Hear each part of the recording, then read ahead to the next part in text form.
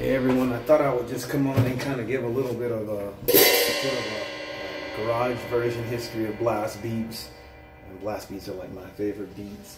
For all y'all that don't know what blast beats are, they're just like, I'll just show you an example. Really fast-paced beats that are just like the fastest beats ever. And there's different kinds. But the blast beat, although known in extreme metal and hardcore type genres, they actually started before that. It just wasn't coined until that point. A lot of jazz drummers, would actually do blast beats. It'd be like.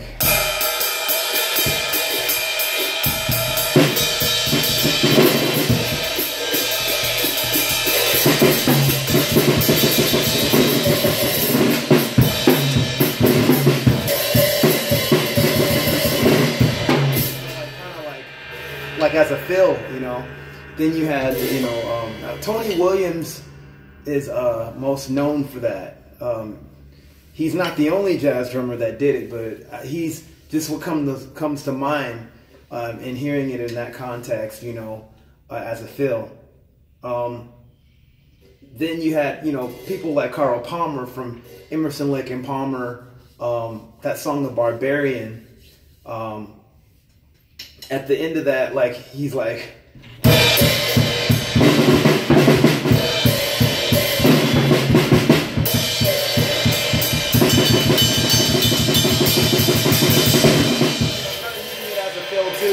Then, and listen to that song. I'm probably not playing as good as he did. There's also an obscure band called Attila, which was one of Billy Joel's earlier groups.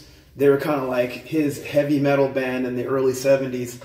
There's a song, I think it's called, what's it called? Brain something. How could I forget? I can't believe, it's Brain something. Brain Invasion, yeah. The drummer does that, the blast beat as like a little fill, in that. So it's a trip just to see that, to hear that. This is like 1970. And same with the ELP song. The Tony Williams song, I think Emergency came out in 69. I'm not sure, 68 or 69, I forget. And it's one of the songs on there. But I think I've heard Tony do that in other contexts too. He did that on the second Lifetime album. That was the, after Emergency, called Turn It Over. The song is Vuelta Abajo. It's my favorite song. But yeah, you could hear remnants of it, the blast beat mostly in a fill, If you're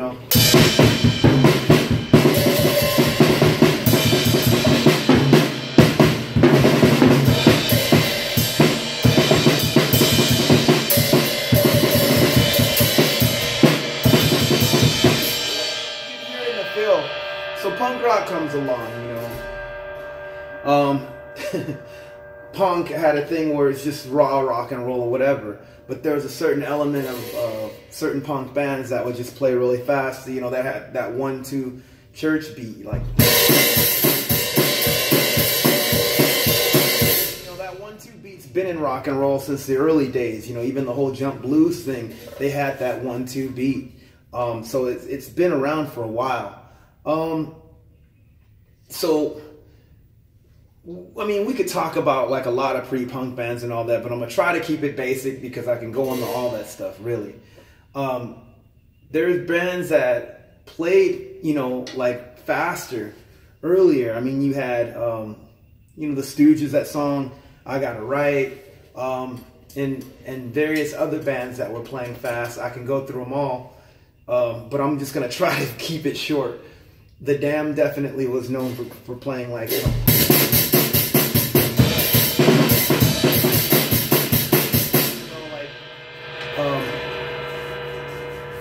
yeah, oh man, there's so much. So I think a lot of bands, like, they took cue from that 1-2 beat, and wanted to take it further. You had groups like Middle Class, from Orange County in California, taking it and just like, these kids were hyped up on, you know, energy. So you're like, that's that kind of 1-2 beat. And of course the Bad Brains, which definitely, pretty much some people would say had a huge influence on hardcore. I would say that.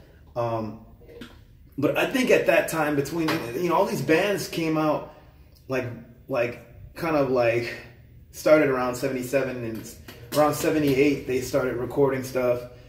I think a lot of that was just kind of like influenced by all that energy that came before with other bands like the Damned or Eater, you know, or other bands that were playing even faster, you know, and they wanted to take it a step further, you know, and just wanted to play faster, you know, like just a lot of these bands, you know, came out, you know, like a lot of them formed in 77, came out in like, you know, with some of their stuff in 78, but for some reason, like, you know, between 78 and 79, it seems like, you know, Middle Class, Bad Brains, SS, from Japan.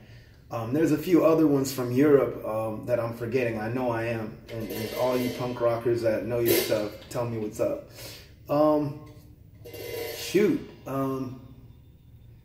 Bands playing as fast as they did, of course. And then, you know, there's something I wanted to say, and it's kicking me in the head. A lot of the Oi bands were kind of on that too, you know, where it's just like that 1-2 beat. You know, just people are trying to play as fast as they can, and so a lot of that also influenced some of the other hardcore bands, I guess. I don't know if I would call that second wave, but groups like, you know, Minor Threat and all that. But also you had, you know, other hardcore groups like the Circle Jerks and, you know, like SOA, all these different groups, you know, like the Descendants, and, you know, they had the 1-2 beat, just like that 1-2 beat. Man, I'm trying to make this short. Bands notched it up even more, you know, bands like DRI, Corrosion of Conformity, the abbreviated bands, Stark Raving Mad, they're more lesser known, but, you know, they had that.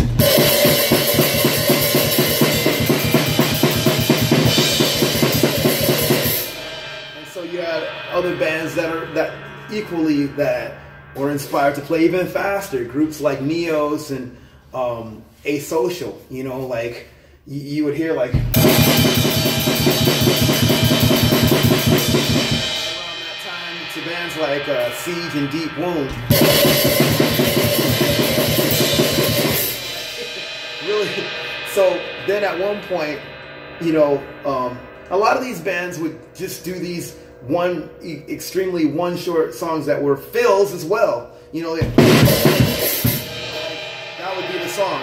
And then you would sometimes hear, you know, like bands that are just kind of like playing as fast as they can. Like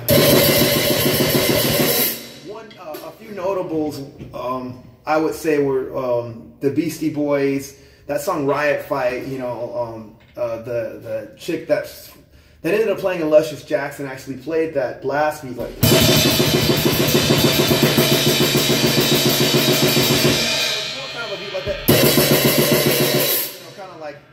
Just playing fast, you know. DRI's No Sense. Now, people would call what Brecht played on drums a hyper blast. Kind of like that. Trying to put all the words in that kind of quick beat. You know, a lot of bands some bands would try to, it was just all about playing as fast as you can, even if you went like this.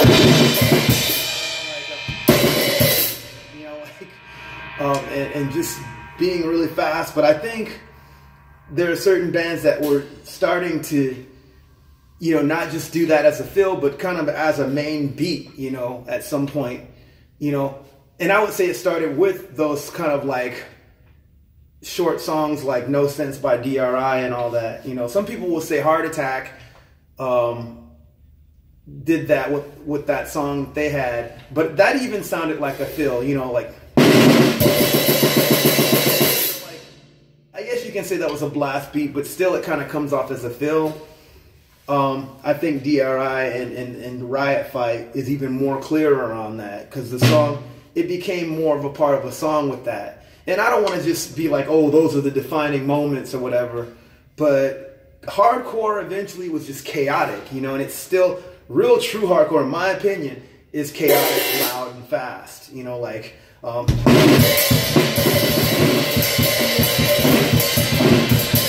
like, it just feels like that. It was like feels, but like really fast or whatever. I keep repeating myself. But at some point, the beat started to be defined. You know, you had bands like Disgust, Alarm, not Alarm, Larm. I just was like, oh, anyway. Larm and a bunch of other groups that were just emphasizing that beat a lot. And around the time Napalm Death started playing that, you know, they had been a band before, and the reason I think they're probably most known with this, not just because they played it, but the drummer actually defined what that beat was. He gave it a definition, and he gave it something that kind of, he defined it. It was a defining moment for that particular beat. You know, in my opinion, because of just things that I've read about Mick Harris, and you know, and not only defining the beat, the blast beat, he defined the genre of grindcore, and you know, it was basically hardcore punk, but more extreme. You know, like around also the same time, of course, you know, him being just playing hardcore punk, but like a lot of these bands like Repulsion. To be honest, I don't know if they influenced. Well, actually, no, they did. They all inspired each other, because I mean, you know, like Deceiver is like the beginning of Horrified. You know, that guy Dave Grave. You know, it goes to playing that one hit beat where you just like. From what I understand, he tried to play really fast, but couldn't. So it's like. He was playing fast, and that was like kind of another origin of the particular blast beat. And of course that influenced even bands like Terrorizer, where Pete Sandoval kind of defined it even more rhythmic. So he's like,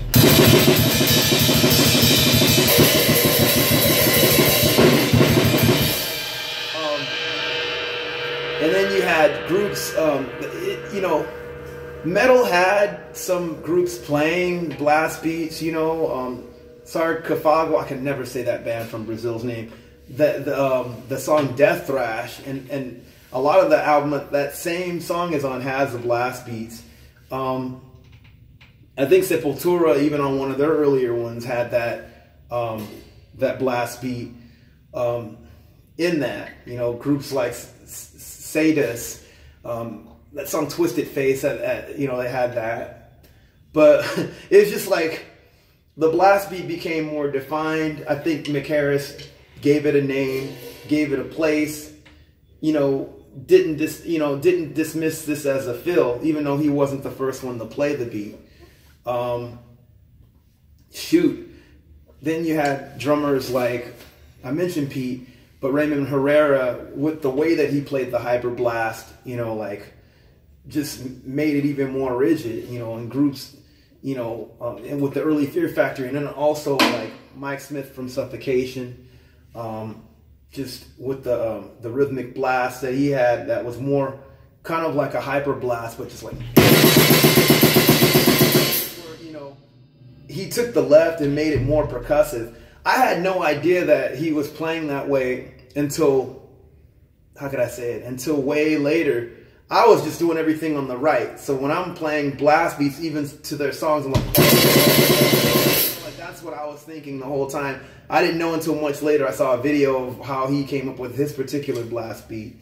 But he made it more rhythmic, and a lot of people were influenced by that as well. You know, like very percussive, like, da, da, da, da, like it's hard to describe it. You guys that know what I'm talking about.